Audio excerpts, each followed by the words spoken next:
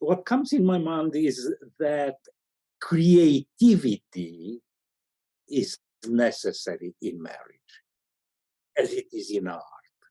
The art of marriage needs creativity. And an artist must master many crafts. If you want to compare marriage with art, then you gave the big and heavy homework.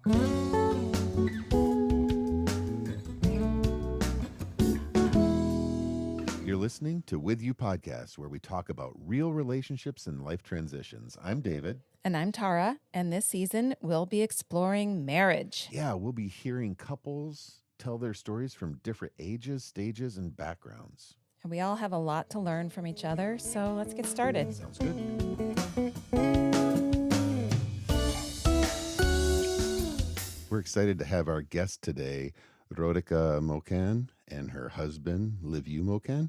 Rodica is associate professor at the Department of Cinematography and Media in Babes Boia University in Romania. Rodica does research in digital arts, including kind of interactive performance arts and documentaries. She has a PhD in communications and e-learning. And she's interested, which I love about her, in psychotherapy, public policy in Romania, and multimedia performing arts. Her profession and her walk with God are intimately connected. Her most recent article was on the effects of new media, new technology, and family dynamics, which I'm excited to read. She's a mother of 3 adult kids and has 4 grandkids, and she's married to Liviu. And Liviu is an artist, a sculptor from Romania. We've been lucky enough to see his sculptures in various parts of the world. And there's one right in Wheaton, Illinois, in the music department, if anyone local would like to go and see it. He is a sculptor and poet who addresses Christian and spiritual themes in his art. Liviu has a gift for finding the essence of things. We marvel at how he sees and experiences the world, whether it's describing a piece of fruit, which the first way we met him was... I didn't even know what that fruit was. A quince. Yeah, what's a quince? Or highlighting how his experience of his hands touch the sculpting materials is like touching the hands of God. So we're excited to hear from both of them and how their careers integrate into their marriage.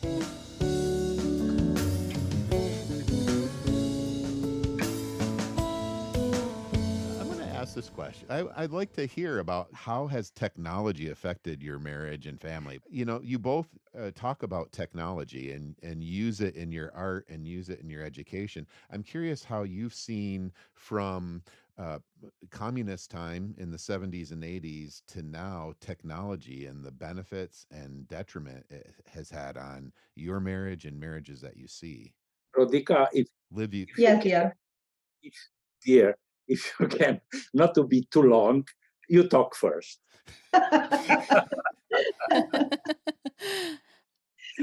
Meanwhile, you can go and stop your alarm on your phone because I can hear it from here. Speaking of technology, right? Right. Technology. It's very interesting. Before the revolution, obviously, we didn't have any kind of technology. Everything was very basic. And then all of a sudden in the 90s, together with the pour of love and help that came over our country after the revolution, maybe you remember those times, I started to see personal computers. And it's interesting when you've never seen a giraffe, when you see it, you can hardly believe it existed. Well, with computers, I always thought that everybody had them. I didn't realize that actually the personal computer as a technology, it just emerged around that time. And later on, I learned to question what was first, the Iron Curtain fell because of new technologies and new means of communication and not being able to keep a lead on dictatorship, or because the dictatorship fell, then technology was able to come in and communication to develop, So I think it's kind of somewhere in the middle. I mentioned the fact that I studied engineering, and then I married an artist, and then very soon I realized that I have absolutely no idea about art. and that I'm in danger of making a fool of myself in front of other artists. So when in 91, this is about 6 years after our marriage, we spent 1 year in the States. I made it a point of learning about art as much as possible. So I ended up enrolling in a master program, and then 2 years in a row I went back to Mississippi College until I got my master's degree in arts in 1994 with a focus on graphic design. Graphic design being part art, but part of it had to do with technology, because at that time they were already using computers. So I started to, and I realized that my technical training, even if it was not in personal computers, it's a way of thinking, and the Eastern European School of Engineering really did a great job in forming our way of structured thinking.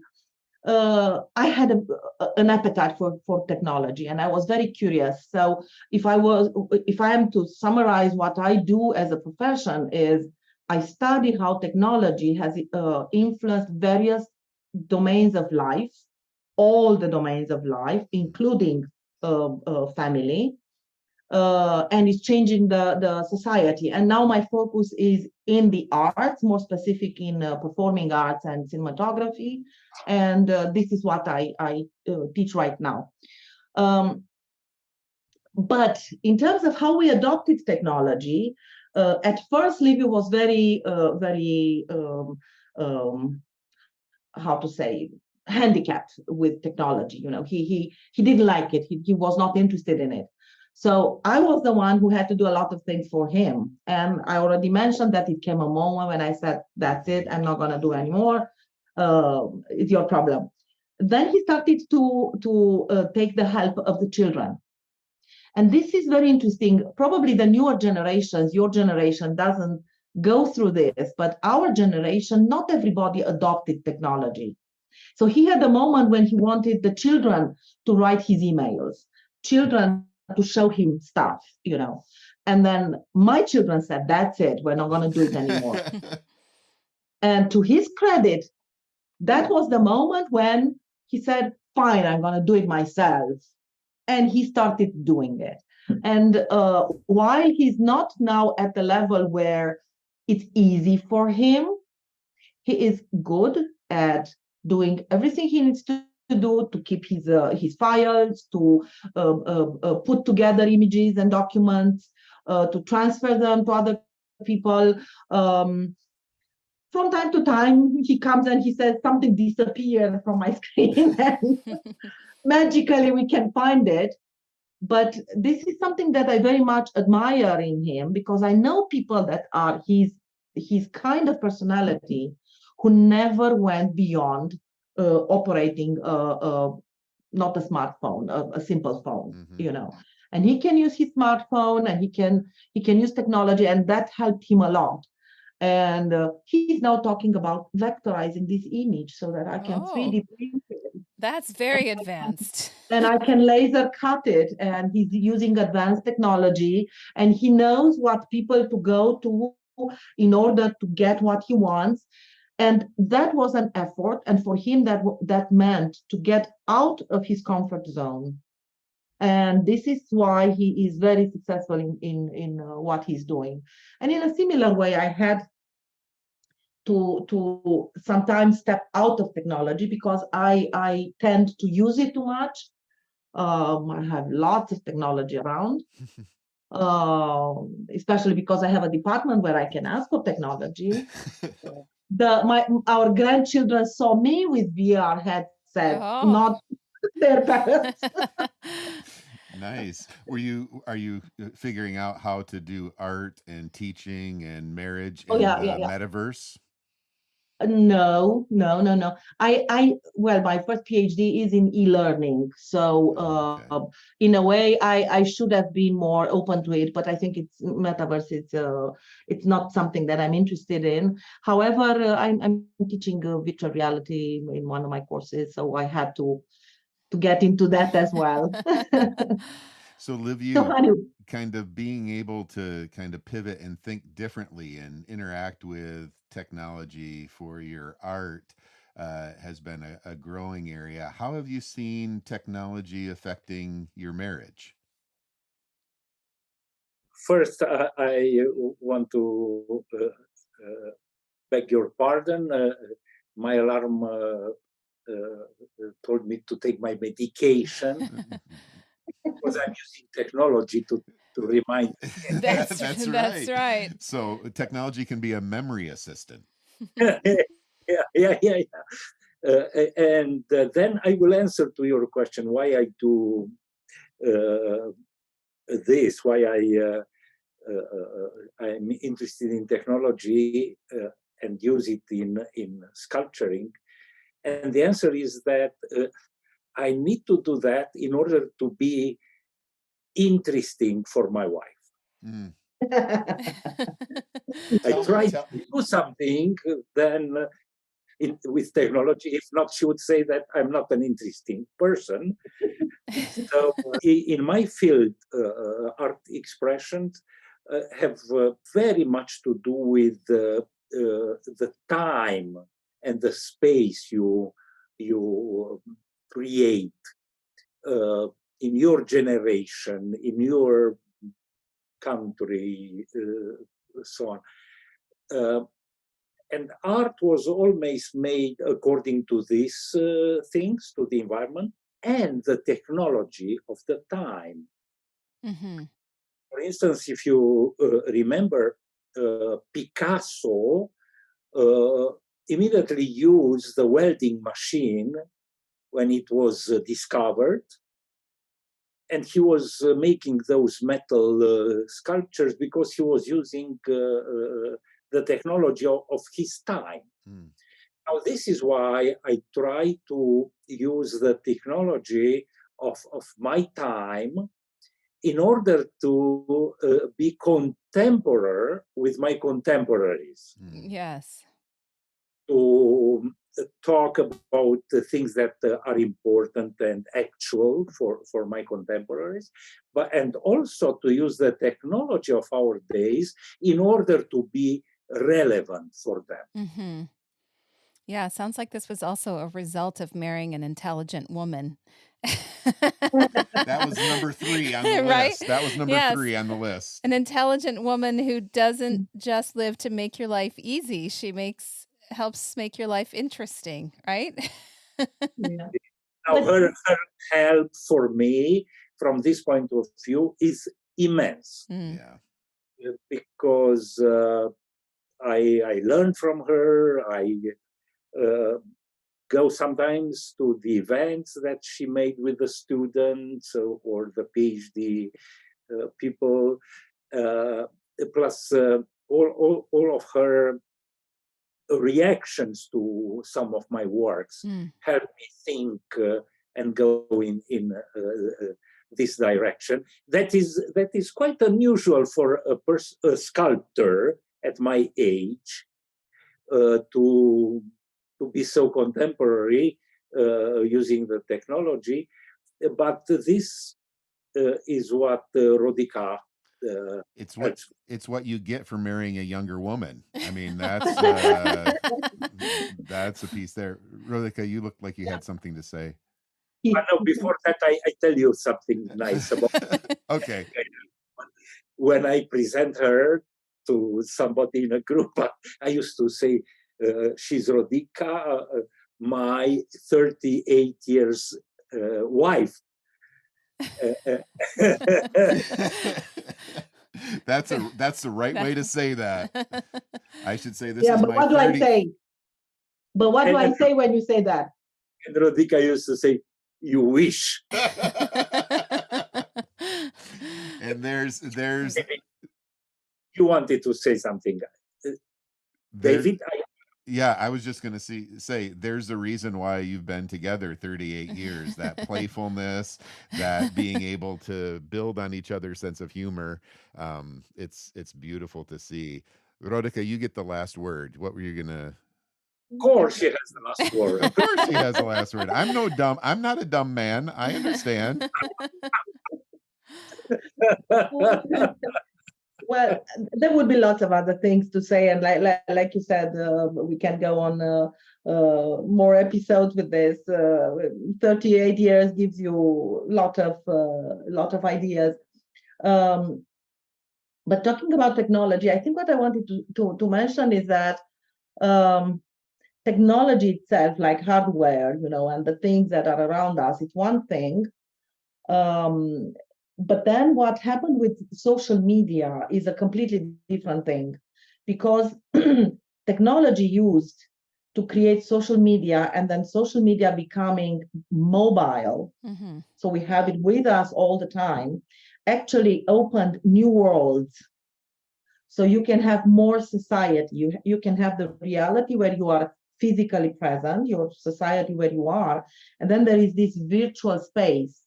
And I think that we, at our age, are not in such big danger. We are kind of the booming generation, the baby boomers in the Facebook. But for the younger generation, it's a completely different story.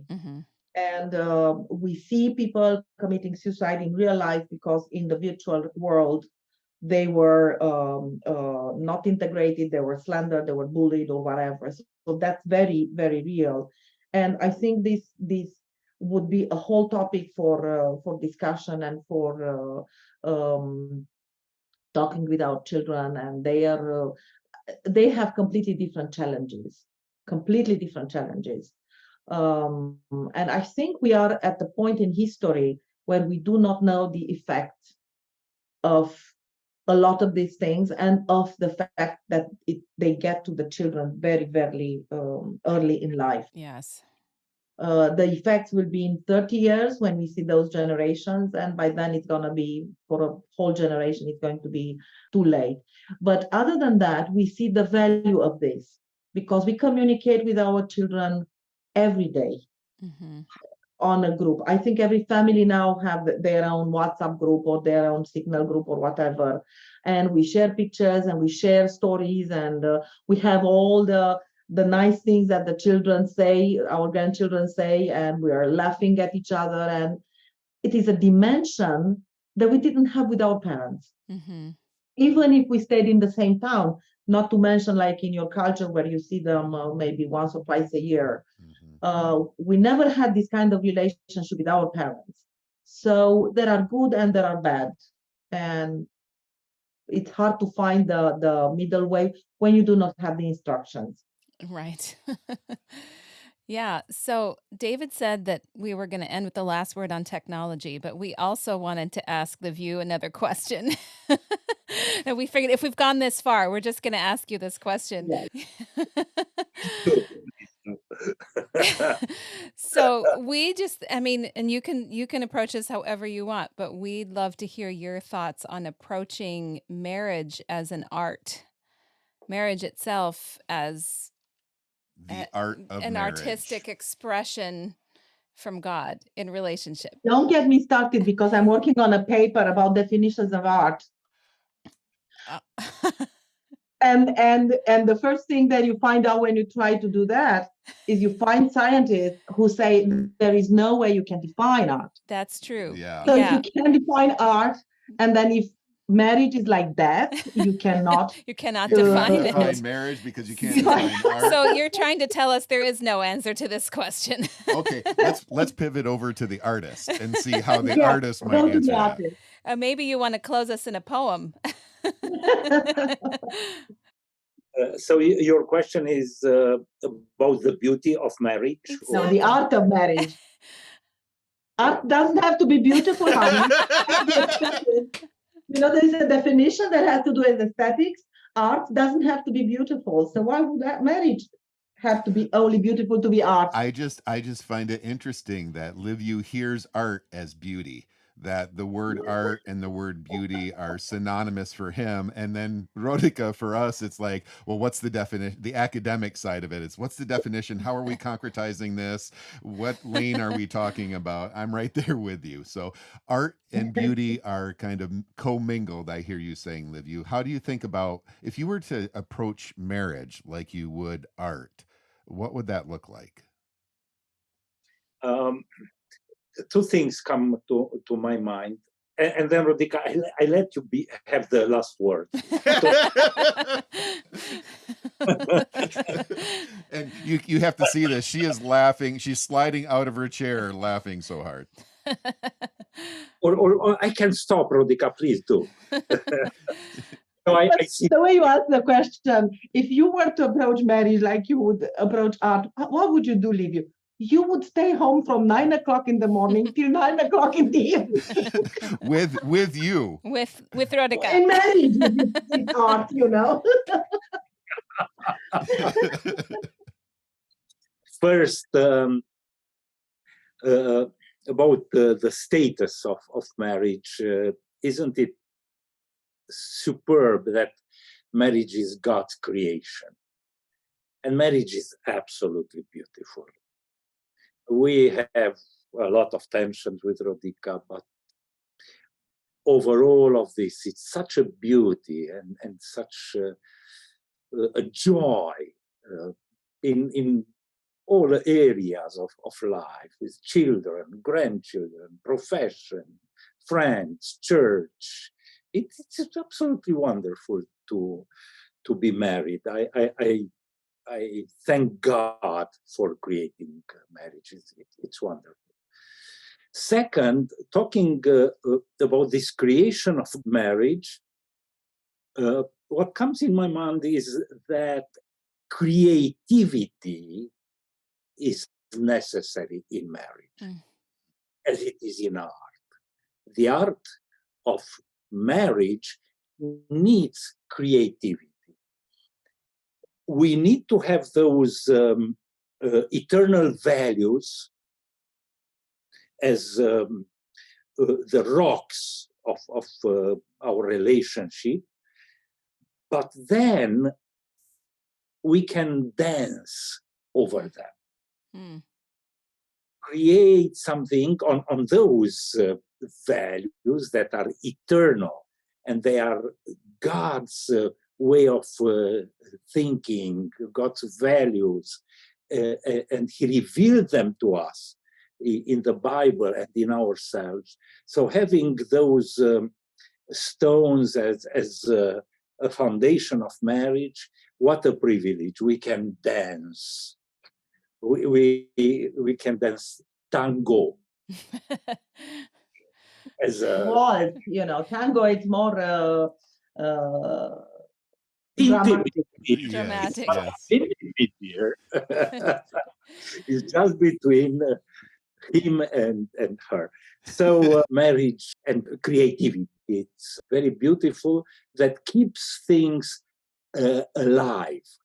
Those eternal values, instead of becoming something that frames you and keeps you very, I don't know, serious, you know, too serious, then on those rocks you can be free and enjoy and create new things. So marriage is privilege of a space of creativity. I love that picture of the values as a foundation instead of a frame that gives us freedom. The same way you talked about freedom in marriage, God gives us that freedom to enjoy and to dance. I think that's a beautiful picture. Rodica, please. I saw her taking notes. You were so good, Liviu. She was taking notes. Then let's close. Actually, I'm getting old and I forget my thoughts, so I decided to write them down. No, but the idea is that usually when people see a work of art and if they talk with an artist and the artist is in the mood to share, like Liviu is very often, people tend to think that art is it's an easy thing. It's, you know, you just go sit there in front of a stone and you make the sculpture, you know, like they said that Michelangelo work is there in the stone. You just have to take the stone away to get David out.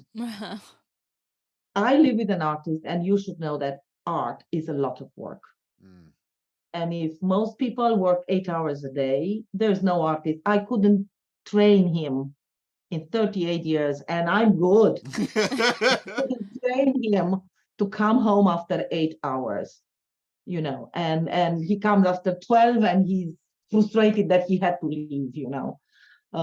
His biggest joy in life is if I get him shoes that don't have laces so that he doesn't waste time lacing the shoes or buttoning his shirt.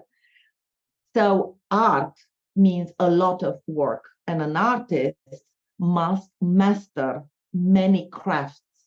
He must be a very good craftsman. A sculptor has to be a very good carpenter, a very good welder, a very good iron welder and caster, and a lot of trades. A painter, the same thing. If you want to compare marriage with art, then you gave the big and heavy homework. It's a full-time job. The artist never gets away from his art. If it's not in the studio, it's in his head. Am I right, darling? It's always there, and he's always working on something, and if he wants to get something done, sometimes he needs to ask for advice, sometimes he needs to get help, sometimes he needs to master a new craft in order to make a new piece. Sometimes Sometimes I even need to pray. So to master a certain chapter of your life, because we do live in chapters, you really have to develop your tools and then to develop a craft and to put work into it. And if you do, then there is a chance. That's a good metaphor too. That's hopeful and exhausting. Both of those beauty things. And hard work. It is hard work. Yes. Oh my goodness. Thank you so much. We have so much more that we'll talk about with you when you're here in person, and we can have a glass of wine while we're doing it. We'd love to. And we'll spend some time not just talking, but enjoying each other's presence. I'm glad for technology that we can have this conversation. Yeah. So like you said, it's a tool that can be helpful. It can be problematic. Art can be beautiful, but it's also hard work. I think all of those are great metaphors for marriage, and we're thankful that you were sharing yours with us and with people listening, that they'll be encouraged and realize, you know what, 38 years is impressive, and yet there's a lot that goes into it. Yeah, thank you so much. But may I say something? I don't want to be the last one, but I need to say something. Yeah, say it. Dear Dave and Tara, thank you very much for this couple therapy that you offered us tonight for free. You are welcome. We are the lucky ones.